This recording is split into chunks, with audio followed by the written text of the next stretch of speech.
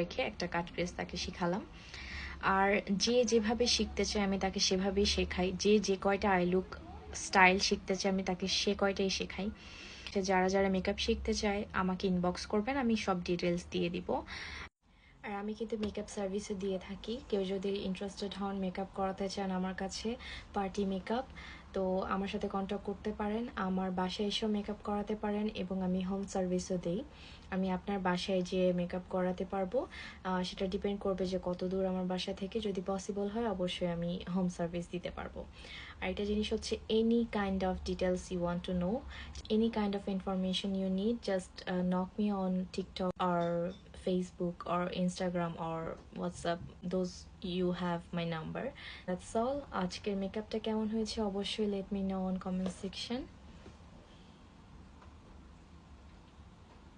Thank you for watching. Allah Hafiz.